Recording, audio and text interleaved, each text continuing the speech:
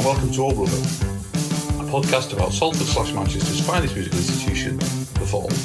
Each week we invite along a guest to discuss their memories and relationship with the group and anything else we care to talk about. For this episode we welcome author, songwriter, DJ, radio producer and more importantly Undertones, the marvellous Mickey Bradley. Amongst plenty of other things we discuss Derry, the peripatetic life of the on-off musician and what it must be like to be John Peel's favourite group. Enjoy!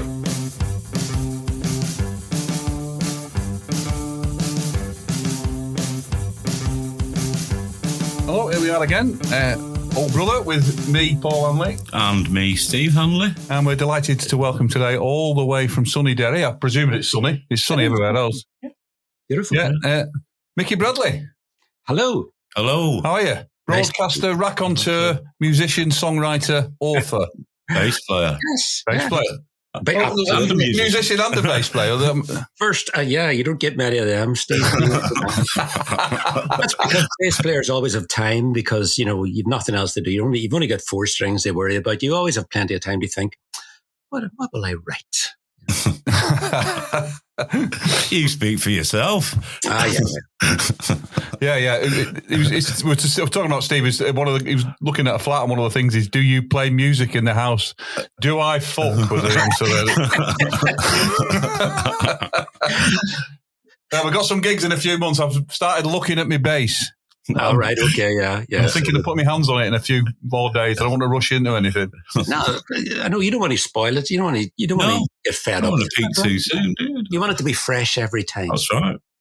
Yeah, that's quite correct. So, we normally start off with the first question is normally, how did you first interact with The Fall? Yeah. We like to get the Fall bit out of the way first. Absolutely, yeah. How did I do it? Well, I bought Fiery Jack, so bought that and used to read. I always read about The Fall in the NME, of course. This like back in 77, 78. Was there some kind of festival that you played at? It's like that everybody played at around about 79. Was it in Leeds? No, Futurama. Yeah. Yes, Futurama. Yeah. So I read, back in those days, we read and believed every word in the NME. So that would have been the first interaction. Well, not an interaction. It was me reading about The Fall. And then, of course, when the records came out, I missed the Bingo EP, but I remember Fiery Jack, which I still love. Still fantastic. And then after that, you bought the odd single and all that. But like, I don't think there's anybody in the world. Well, there must be. There's nobody in the world that knows everything that The Fall ever did. Surely, no, definitely no. None of the people in this conversation, anyway. Yeah. Whenever you weren't in the band, did you follow it? Did you keep an ear out and see what was happening? I did from when I left for the next 8 years. So I left in 85, end of 84, and I followed it while Steve was in the band. So that was another 14 years. Yeah. But then we both kind of stopped for a bit, didn't we? Did. I know, and you can't. You only have so many brain cells that you can use to store music. Steve was very bitter and twisted by the end of it. Quite rightly. I feel this could be therapeutic. Yeah. Well, I was going to say one of the incidents that led to Steve being very bitter and twisted about it is one of the big links between The Fall and the Undertones and your good self would be Terry Hooley. Yes, of course. Because he put The Fall on 1977, I think, really early on. At Heart, where was it called? What was it? Heart Lounge? Yes, yeah. With Protex. I'm sure you know Protex. I know Protex. I know the drummer, yes. Yeah, because they were on Good Vibrations as well, I think, weren't they? Yeah, they were. They weren't as good as the Undertones, of course. Of course. No. I mean, let's just get that out of the way now. Nobody was as good as the Undertones. Yeah. So, he was a big part of your life, Terry Hooley, I believe. Terry was. Terry was, it's that thing, and Fergal says this too, Terry Hooley changed his life, same as John Peel changed our life. But John Peel couldn't have changed our life until Terry changed our life first. Yeah. Because it's like Manchester had the history of making records, whereas Derry didn't, and Belfast didn't really that much. So by the time 78 came along, people were thinking about making their own records, but we wouldn't have known where to start. And at that stage, we'd been going about 18 months, and it was, we were enjoying it and all that. But I remember Fergal was sort of talking about leaving because we were always having like the odd row and all that. We made a cassette as well. We made a demo in Derry in a studio at the university. Well, it wasn't even a university; it was like a college. And it couldn't afford a university then. That's right. It was used as a language sort of facility. So we went in there. We knocked out about 6 songs on an EP round about February, March 78, and we sent it away to Stiff Records, to Chiswick Records, and to Radar Records, assuming that they will listen to this and go, "Here's a record contract, guys." So the only we didn't even get. Well, we got letters back. We got the standard Stiff letter, which was very amusing, and the other 2 were just not interested. So we would we given up. But a friend of ours, well, I'll tell you the connection because Fergal worked for Radio Rentals. Remember Radio Rentals? Yeah. Rent TV. Rent the telly off him. Yeah. He worked there. I think his official title was aerial installer, but he knew he was in high places then. Yeah, hey, come on, yes, you know that one. Don't mention Rod Hull, please. Don't. So Fergal worked with a guy called Sammy McEnany, and Sammy McEnany's brother was at the Art College in Belfast and knew Terry Hooley. So we gave Bernard McEnany, we gave him the cassette to give to Terry.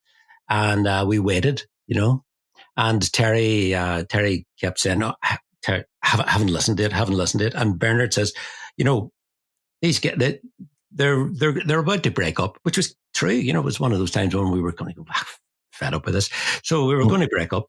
Yeah. And he says to Terry, "You really have to give him a chance." So Terry says, "I haven't listened to it," and Terry says, "Well, listen, we'll cross the street because they were going back to the shop. We'll cross the street. By the time we get to the other side of the street, I'll tell you my answer." and this was told to me by Bernard, not by Terry, because with Terry, you always have to take, a pinch of salt and all that. And Terry came across and says, "Yeah, okay, let them come up." So Terry never listened to the tape.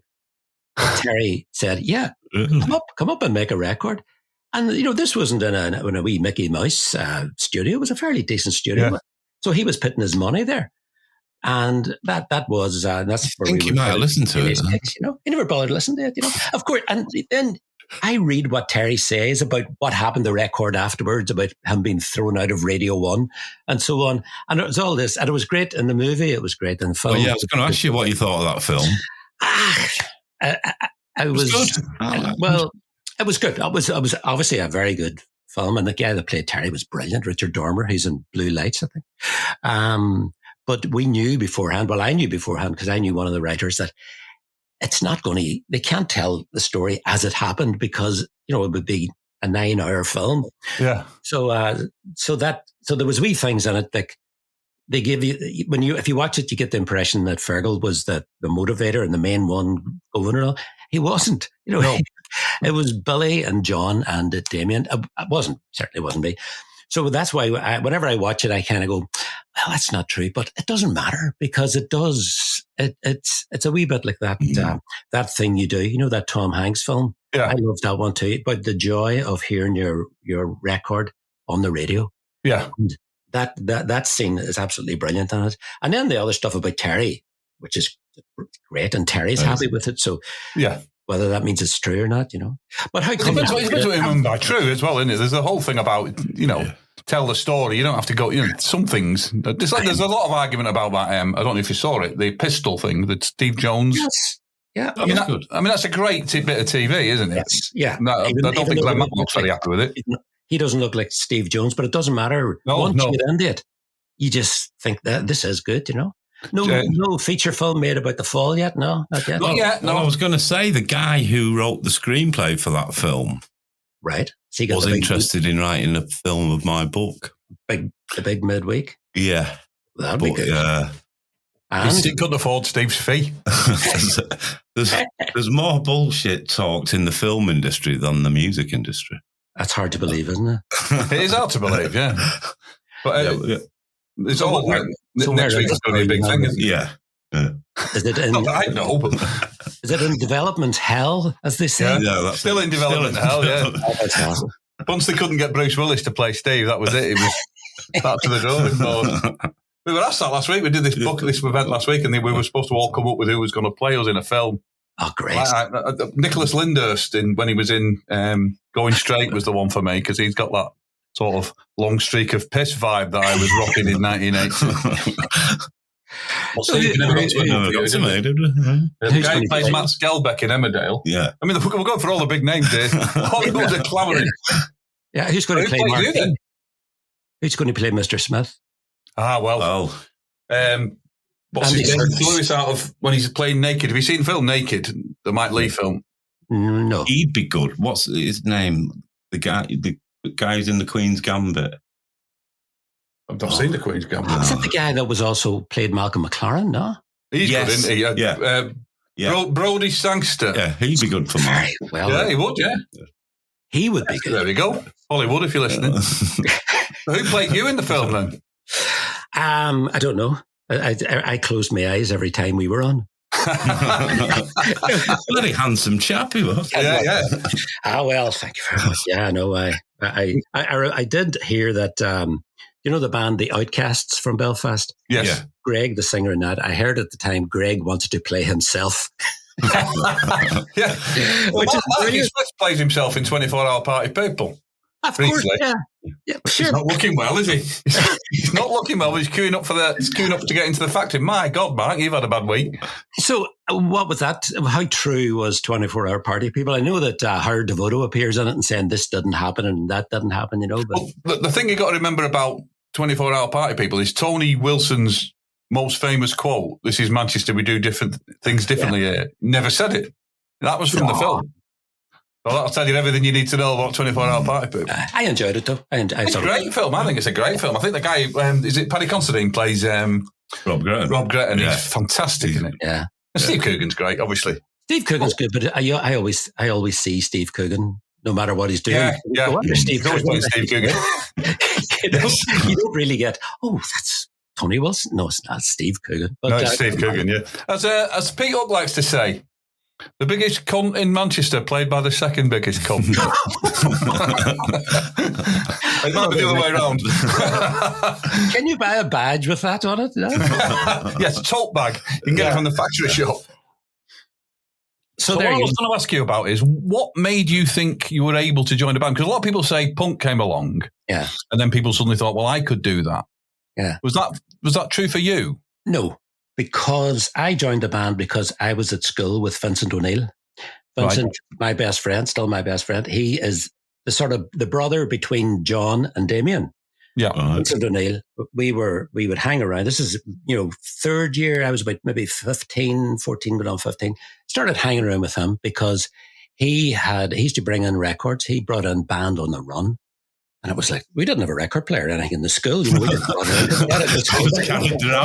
just brought the album to look at. Yeah. This is third year, fourth year. Yeah. And then, I started hanging around his house and he said, my brother's in a band and I'm in the band with it. Vincent was in the band. At this stage, it was purely notional. There was a couple of acoustic guitars and it was John and Damien and Billy. They were in this band. Yeah. Sorry, not Damien, John, Vincent and Billy. Right. And Damien a bit young then, was he? Damien was, we didn't talk to him because I was like, he was that feeling. or something, I was going to say, similar story. Younger brothers. Who needs them, Steve? Who needs them? Anyway, so we were, that summer in 1974, we went camping. We took a tent down to Bundoran in Donegal and we were sitting there and, hanging around. There wasn't even alcohol or anything. It was purely very, very innocent. And Billy said to me, he says, do you want to be in the band? I went, yes. Oh, good. You're in the band now. And that was it. So, hang on. Fourth non-recruited ends up with bass. Right. Sensing a pattern here. I think I joined as a guitar player. Right. Never played guitar. Well, I could play a couple of chords, but I never sat down and sort of, this is me in a band playing guitar, because at that stage it was all pure theory. And then I went down, and a couple of weeks later, I was down in O'Neill's house, and I think Vincent says to me, "Oh, you're playing the bass now." I went, "Great, great." Didn't have a bass, and we did nothing for a year. We did nothing for a year, and then we decided then to get a singer. So we got Fergal because he was in Billy's class. And we knew him. Billy was a year ahead of me. So he was at the same school, St. Peter's School in Derry. So we got Fergal. And by that stage, we decided, right, we need to start getting equipment. I think Billy had bongos, the wee two bongos. So we started calling Billy bongo. And John had acoustic guitar. I think Damien had an electric guitar, but he wasn't in the band. He had an electric guitar and a little amp. He was ploughing his own furrow, He was doing that. So we got a loan from Provident. Oh yeah. Yeah, I think we never even thought about the interest rate, but apparently it's like 100% or something. So we borrowed. We paid it off, yeah. We paid it off whenever we signed the Sire record contract. Wow. So we went, and I was at school, so I couldn't go. Vinny couldn't go, but Fergal and John and Billy went to Raffo, a town in Donegal. And because it was a music shop there that took Provident checks, and they came back with a drum kit and a bass guitar and a bass amp and another amplifier as well. And I think an electric guitar. So that's when we kind of started. Oh, you didn't get to pick your own bass guitar? Nah, doesn't matter. I'm familiar as well. Yeah. With my expertise, at that stage, I just knew there was the action. That's the only thing you need to know, isn't it? The action. It was £30. It didn't even have a name. I couldn't tell you what the brand was. It looked like a Fender type thing. Yeah. I think looking back on it now, it was really difficult to play, but that was about the same level I had, and I could pick out one or two. So that was a very long answer to a very short question, but that our timing was good. Our timing was good because our first show was March 76. That was a school concert, and we learned songs from Get Your Ya-Ya's Out, and we learned Dr. Feelgood, and we knew, we learned, what do you call it? Fleetwood Mac's Shake Your Money Maker. And we learned Badge by Cream. So we did 6 songs at this show, and it was good. We thought it was great. And then we did another couple of youth club things during that. And we were learning songs. We used to do It's All Over Now, Baby Blue, by them. And we used to do various ones, Well, them must have been a sort of touchstone, mustn't they? Kind of, yeah. Yes. Well, they were kind of. We didn't like Van Morrison solo stuff at that time. I remember you used to see it in Old Grey Whistle Test, and I went, couldn't be bothered with that. It's not as good as Gloria. With the wisdom of a 16-year-old, you go, yes. Anyway, So by the time, and then we started playing the Casbah, started 77, and that was really it, because we were playing twice in a weekend in this pub and the pub down the street from it, and the Rock Club. So that thing about when you just practice making perfect. We were playing all the time, and John started writing songs. So there is a question that needs to be answered here, though. Sorry? There's a question that needs to be answered. Uh-huh. What happened to the other brother? Well, February 1976, me and Vincent, we were coming from school down because we lived in the same direction, and he says, "I can't be in the band anymore." And I went, "What? Why?" He says, "My ma says I have to start studying for my O-levels." Like, I was doing the same O-levels. And I said, "Jesus, you don't need..." How old was John then? Had John already done his O-levels? John was 7. He was about 18. Right. 18. He was 18. And he was actually working in a print room of the local newspaper, the Derry Journal. Right. So Fanny says, and I was really angry, And as much as I can ever get angry. So that night I went down to O'Neill's house, and I says, what's this, and John didn't seem that bothered. I think it was just because the mother said you can't be in the band. So Vinny had to give up being in the band, At this stage we hadn't played anywhere, but we were practicing. And so we actually, instead of, looking in the armchair next to you and asking Damien, we auditioned a couple of people. Local guys, but they were no good. And then I think it was just, we decided, all right, we'll ask Damien. He's got his own guitar. Yeah. But you only had a small time window until he was doing his O-levels. That's true. Why did he? I said, gee, How did he get away with it? How did he get away with it? How come he didn't get sacked the way he did because of his O-levels? That's a very good question. I demand a full inquiry. I think I haven't said that, and I don't ever tell Vinny I say this, but I think we got a good replacement. Damien was. I don't know. I've never heard Vinny play, but he's not as good as Damien. No, he's not as good as Damien. But then John's not as good as Damien either, as John keeps reminding us. That's not a criticism. Not being as good a guitarist as Damien O'Neill isn't a criticism, is it? I think it is. Yeah. I'll tell you so. So then the next big thing from forming a band is writing songs. How did that come about?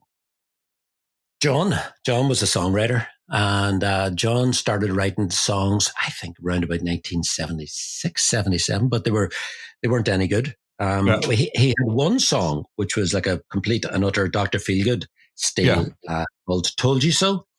And we used to play this the odd time, but that was the one song. And then 77, he started, writing more songs. And I think one of the first ones that he wrote was Get Over You. Wow. And I think Teenage Kicks, that was there.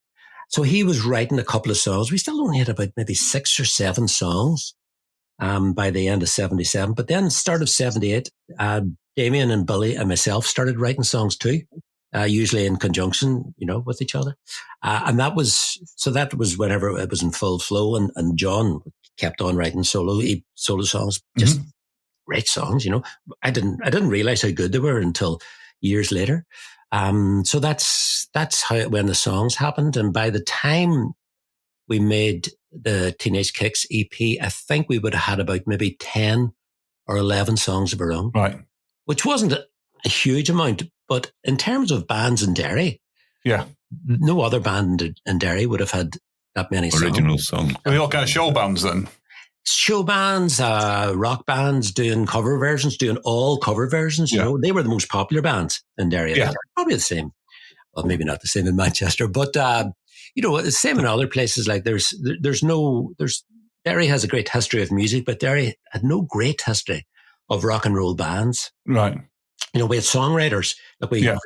Phil Coulter, who wrote, Shang-a-Lang, he wrote Congratulations and all that. And he wrote I Can Only Give You Everything. He was from Derry. Tune, that is. I know. He wrote that for them because he, maybe as soon as he was out of university, he was in London working in Denmark Street, working as a songwriter and publisher and record producer and all that. But we didn't really have a great history of bands like, I don't know, like the Hollies. I know, but we didn't, the way Manchester had the Hollies, and they had a lot of other great bands as well that didn't necessarily make it. We didn't even really have that, Right. So we were outliers.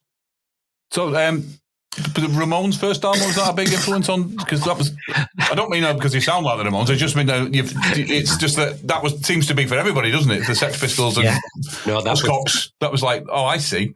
Yes, exactly. That was, we got that. John borrowed a copy of that in I think it was about September 76, and that was the change for us. Yeah. I remember at that stage, both of us were at the technical college. And I remember him saying to me, he says, every song's the same. Everything sounds the same. It's brilliant. It's brilliant. So we turned and went, Jesus, absolutely. This is fantastic. This is the secret. You speed everything up. Yeah. Before that, the nearest we would have had to that was the Eddie and the Hot Rods live at the Marquee. Yeah. That was a huge thing. Whenever they did Gloria like that, I remember Billy telling me, this is brilliant. We should do that. And we did.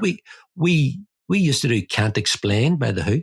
And then we just did a Ramones version of Can't Explain. Yeah. That's Class City Rockers, isn't it? Yeah. Oh, no, of course. Yeah, we didn't have the knowledge that you can actually just change the name of it.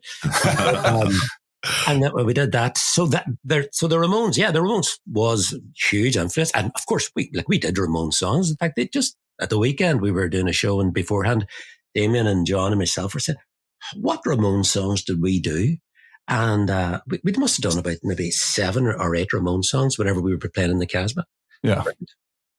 So where did you first play outside of Derry then? Where did you go to Belfast? Or? No, I didn't go to Belfast. We went to Dublin.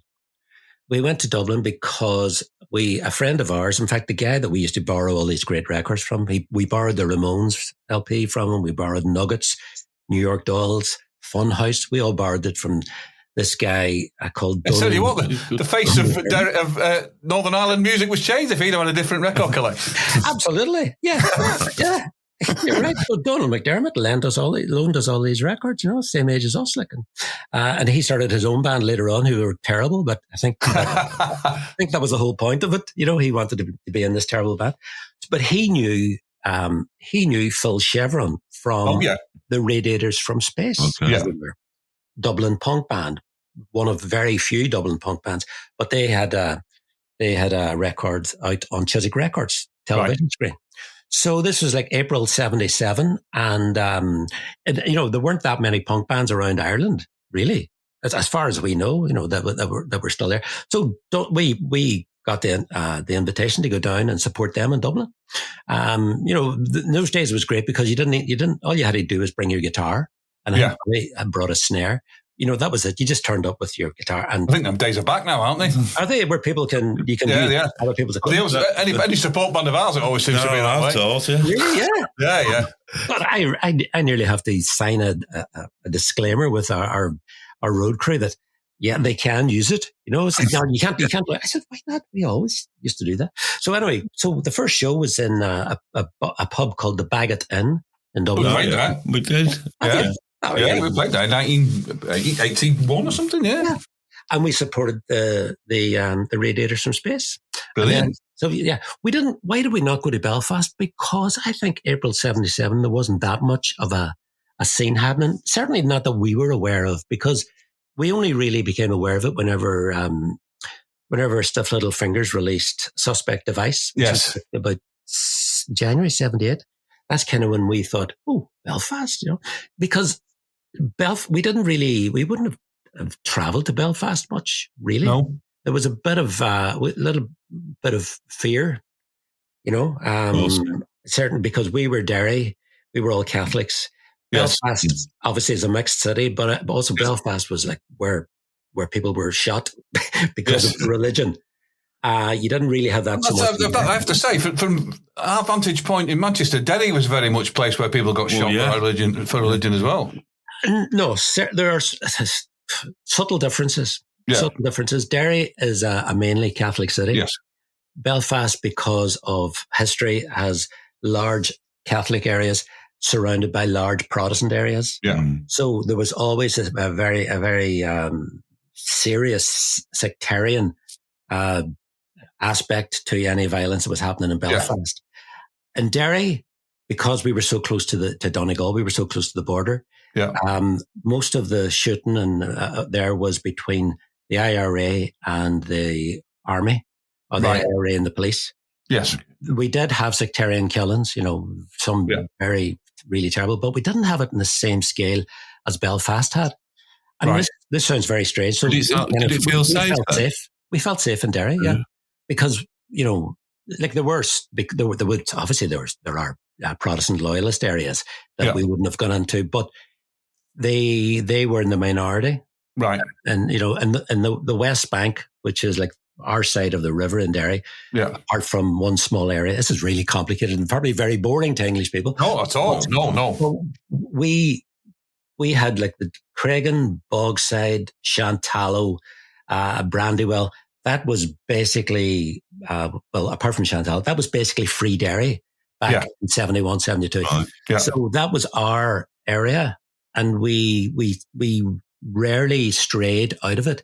That's why almost it was more natural for us to go to Dublin, which we would have seen as the capital, but not Belfast, Yeah, of course. So I was crossing the border in them days. Was it straightforward? Or? It's fairly straightforward. You went through the army checkpoint, but you didn't.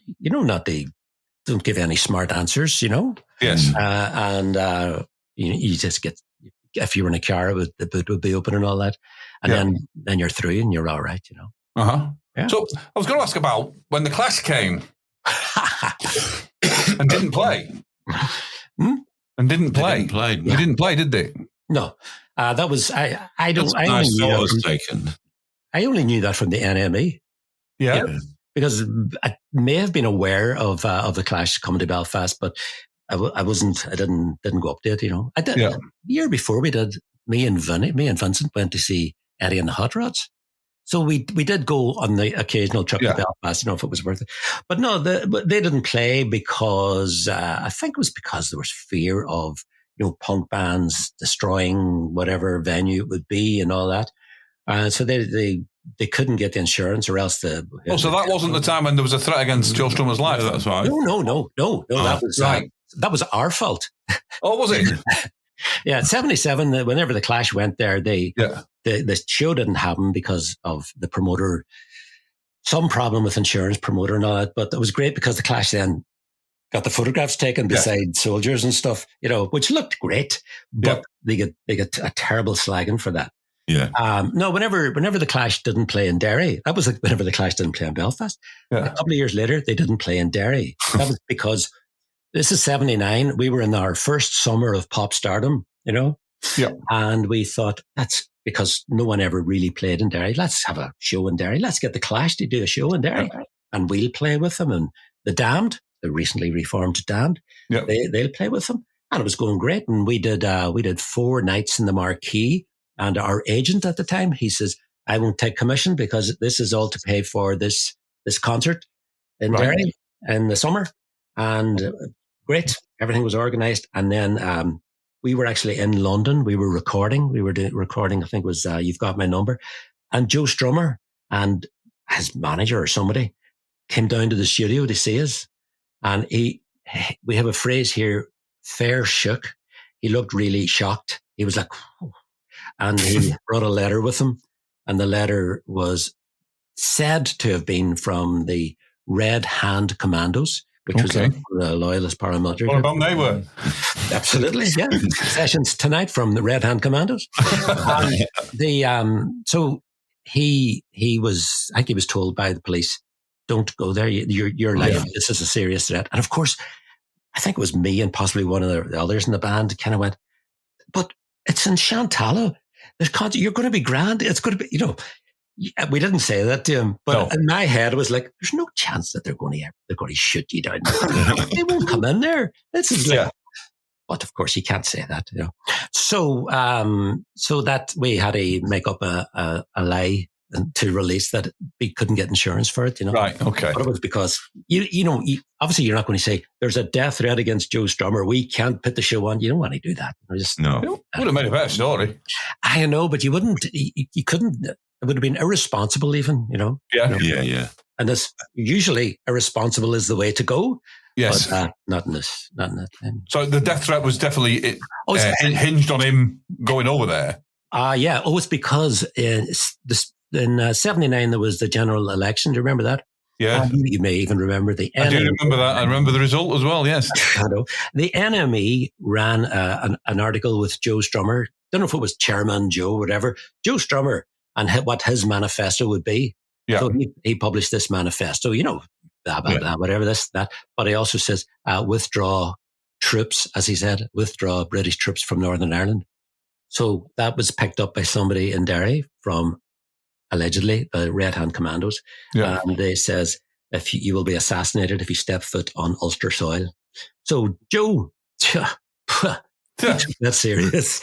Lightweight. And rightly so. But of course, I don't know if it was actually in green ink, but it was kind of, it probably wasn't really a genuine threat, But right, okay.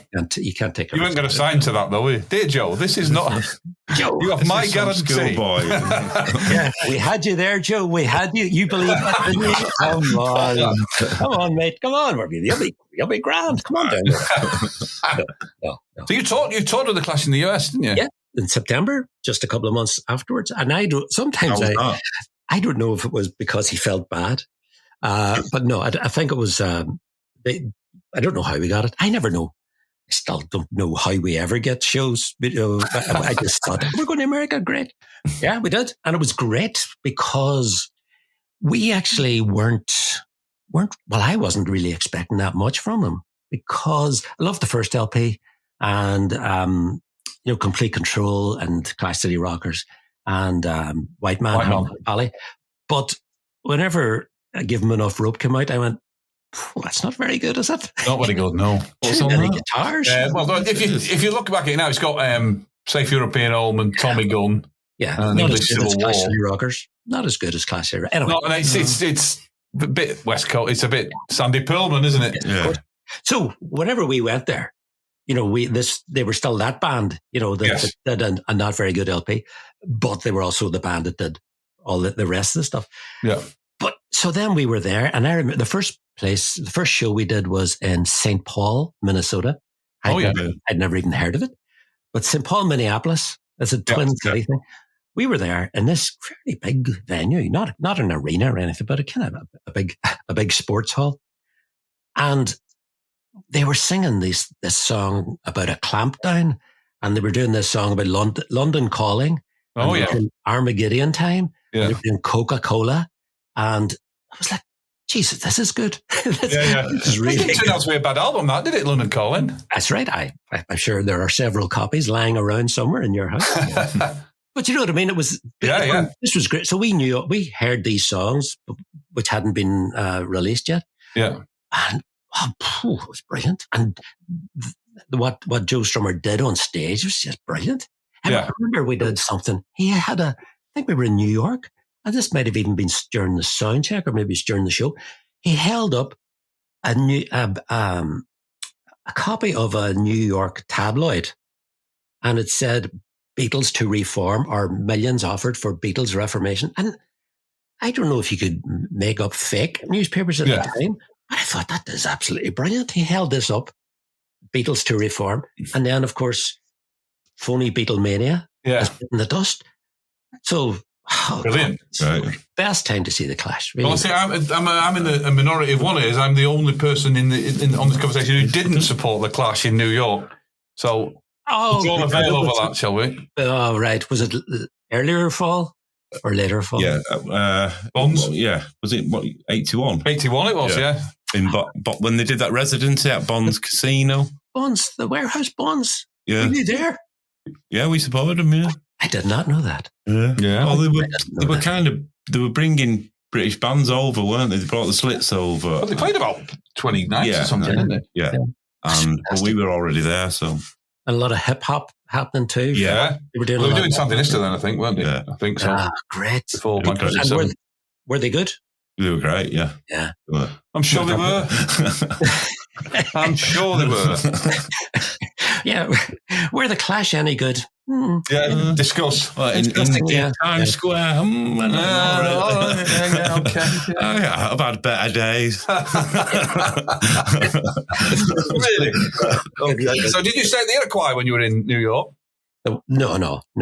We stayed in somewhere in something park. God, I know that.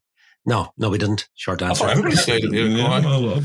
Is that a rock and roll hotel? Yeah. James Dean the picture of James Dean getting his haircut in the barber's. It had a barber's attached. No.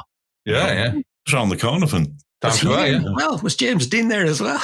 No, not while we were there. No.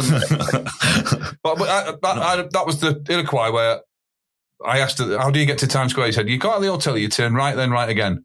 Don't turn left, whatever you do. Because it's quite a rough place then, New York. It was. Back then, yeah. Yeah. Did you turn left? No. Did I?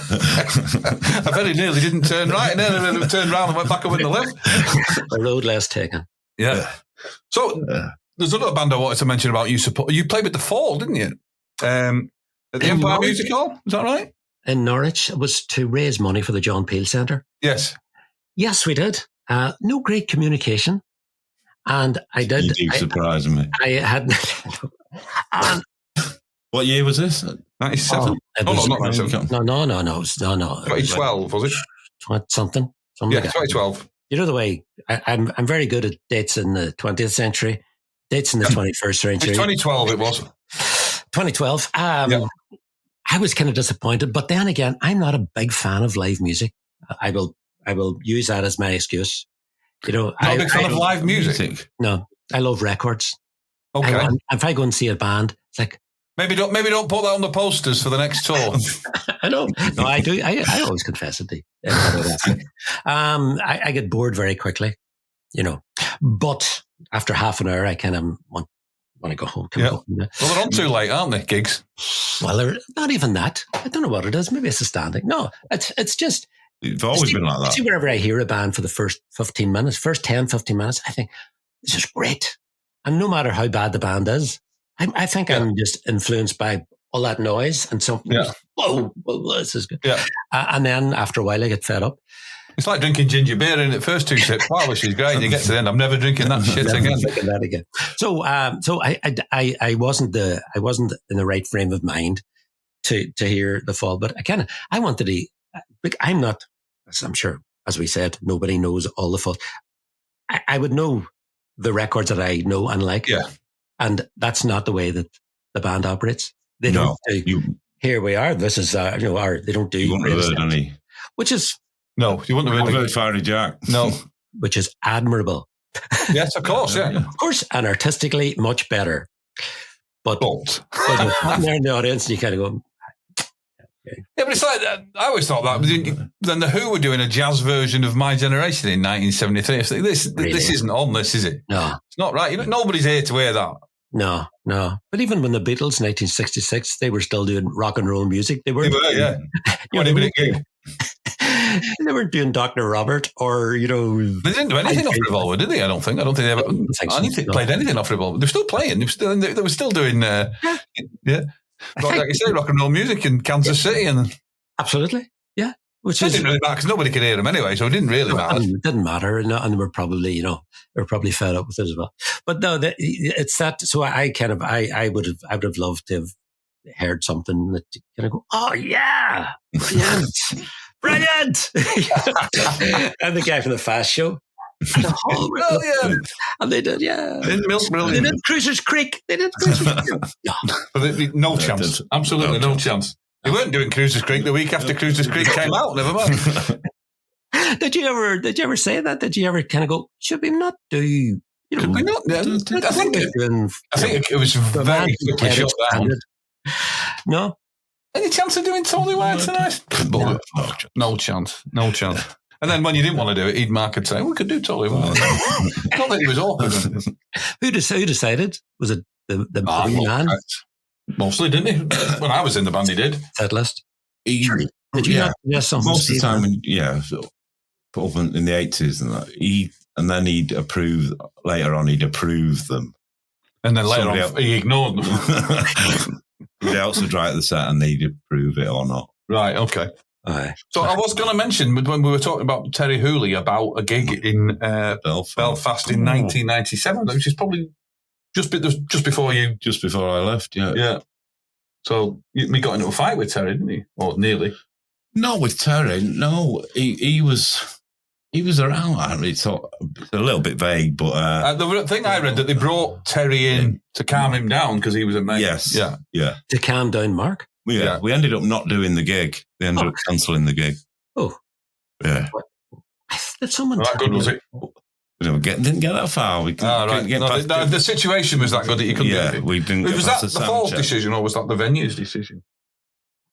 Well, we all left.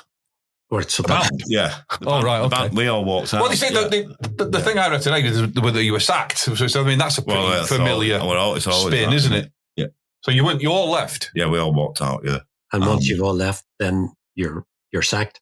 He showed that was the occasion when Mark came up with the phrase, trying to convince the promoters to still put it on, that if it's me and your granny on bongos. Was that in Belfast? That was in Belfast, yeah. He tried to do the gig with Terry Hooley.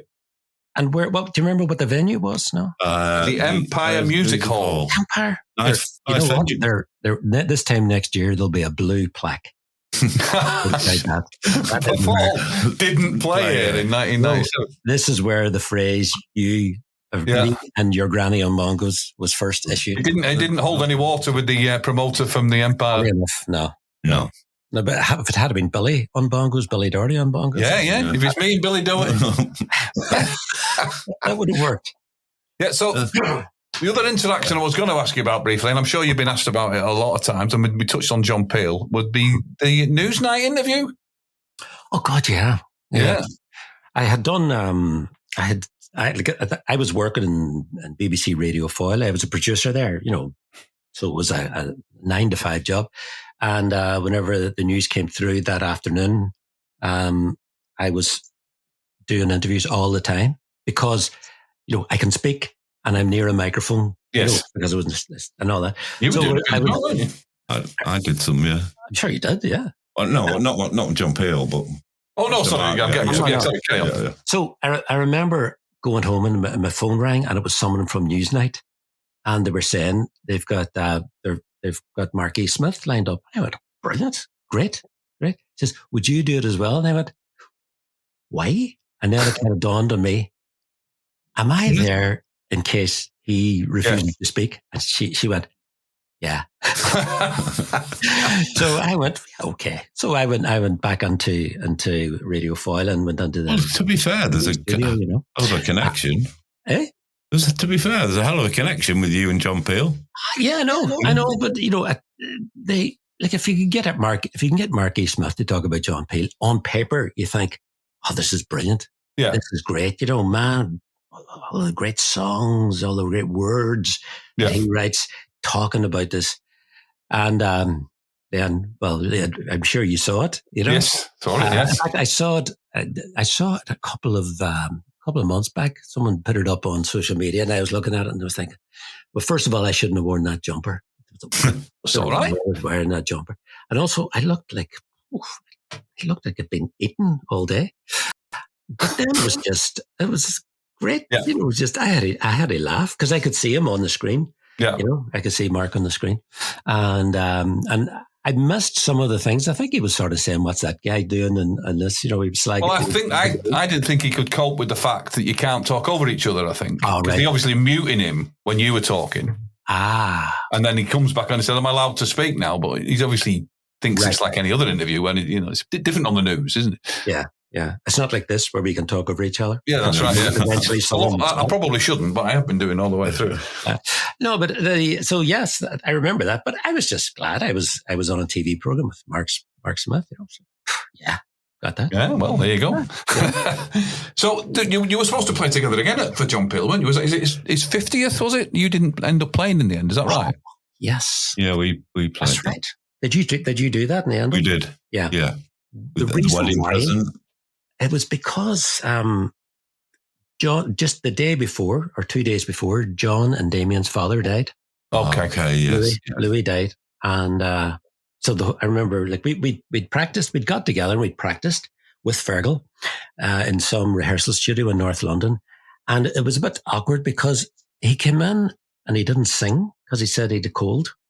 So he kind of sat there on the sofa and we were like, right, okay. And then he mentioned something about an amplifier. He's got some kind of fancy guitar amplifier. And then we ran through a couple of songs. Obviously he couldn't sing. So, and then afterwards, I think John might have said, kind of glad it didn't happen. Yeah. So he says it probably wouldn't have been that good. So that was the only time you got back together with Fergal, was it, after you split? Yeah, and it was that. And then we were offered something in the mid-90s. We were offered Vince Power, who was running a series of FLAs across the UK. He offered big money. And at this stage, I think the Petrels had just broken up. Right. Would it have been? But anyway, John, no, they hadn't broken up, but John had left Petrels. Yeah. And John says, yeah, he'd do it. And Damien says, yeah, he'd do it. And I went, because in my head, Fergal probably would have done it, but John definitely wouldn't have done it. Right. And then it was the other way about. It was Fergal that says no. And I was delegated by the band to bring him and say, why not, And well, he said something about, because he was working for a record company at the time and he didn't know how he would be perceived by that and all that. And I just lost the will. I kind of went, right. That doesn't make any sense. I know. But I think he just didn't want it, which is fair enough, which meant that we did. Whenever a couple of years later, 4 years later, we were talking about getting back together and we knew not to ask him. So, so he says, nah, we'll just do it and we'll get someone else, So yeah, but it's funny because what we were saying about, you hear different versions of things. I read somewhere and I think it might have been Peter Hook's book. Somebody said about the Undertones, and they couldn't even agree to get back together again for John Peel's 50th birthday. I was like, well, no, it wasn't like Print that. the legend. Yeah, print the legend. It's a better story than their father, John and Louis O'Neill died, Yeah. Yeah, Louis was great. We used to, because whenever we were starting, we used to basically live in O'Neill's house. Me and Fergal and Billy would always go down to their house. Yeah. And the royal family, that when the TV show, we were like the neighbours that would come in. We would sit behind the sofa, all sitting watching the TV all the time. And you kind of, at the time, I didn't realise, but it's a great deal of patience on the part of Mr. and Mrs. O'Neill. I suppose they were happy because they knew their sons were in. And back in Derry, parents would have been worried. Of course, if you were right. So we were all in that house, and we would watch TV, and we would have a cup of tea, and then we'd go into the front room and start listening to records, So Louis sounds very familiar. Yeah. Oh yeah, of course, yeah. Yeah.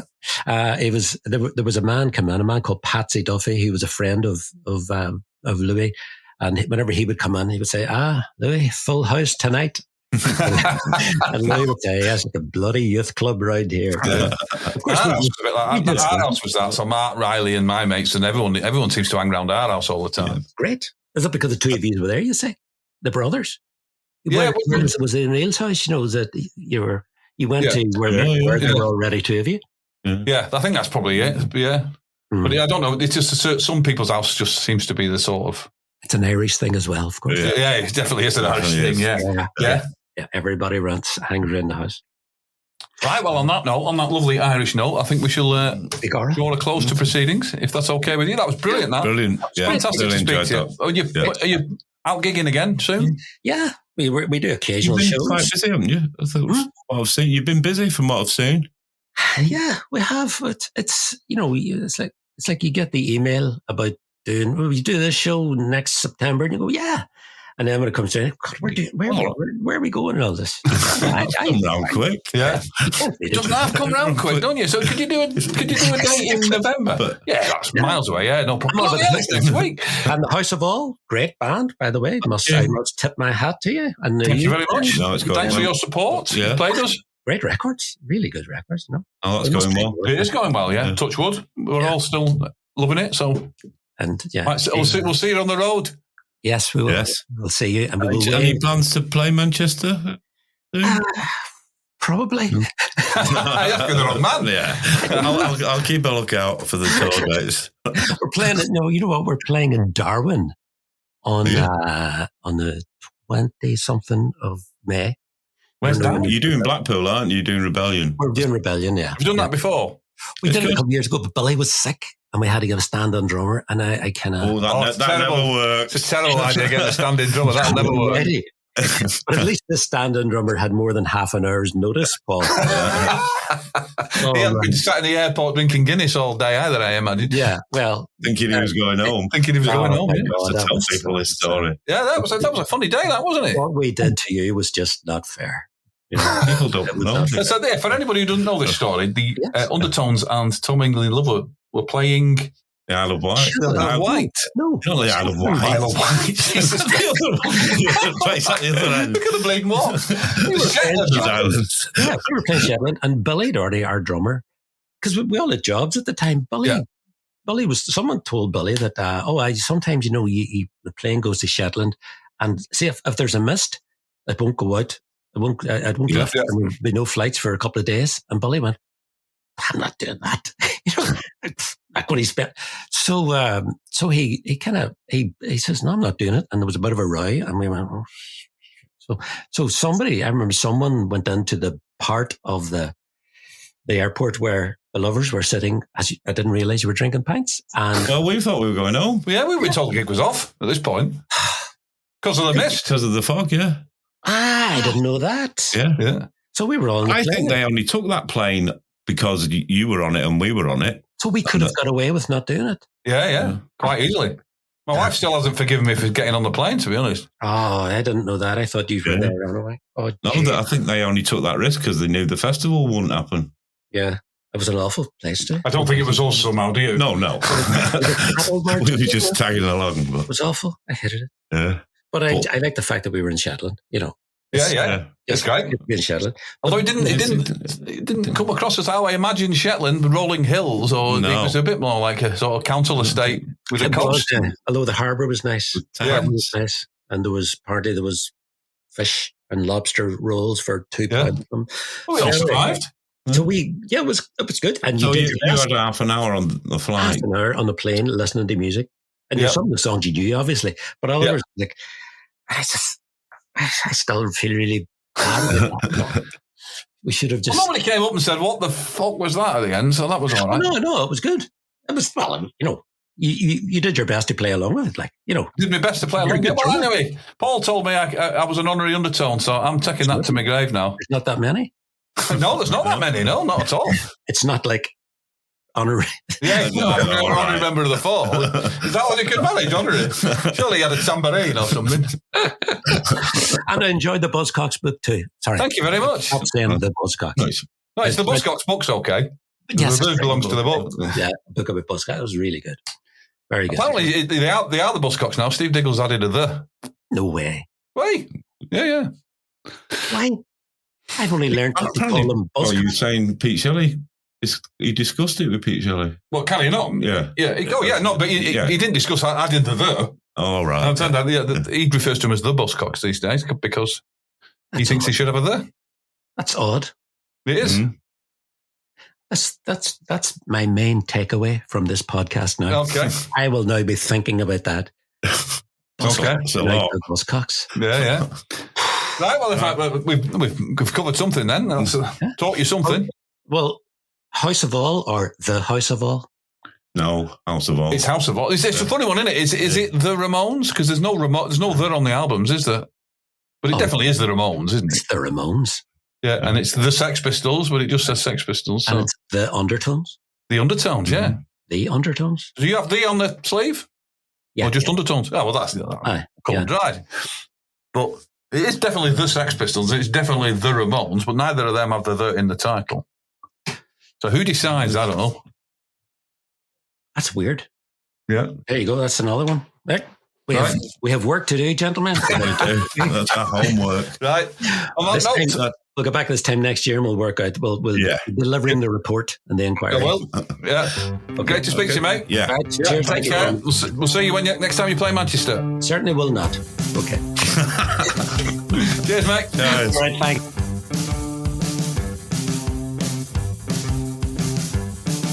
Thanks for listening to this episode of Old Brother. You can find all our previous episodes on YouTube and wherever you get your podcasts. We'll be hosted at shows.acast.com/o-brother. If you enjoyed this episode, please give us a like and tell your friends about us. Episodes are released every second Friday, so watch for the next episode in 2 weeks. See you next time, and remember, if you're driving, take your car. Ta-da.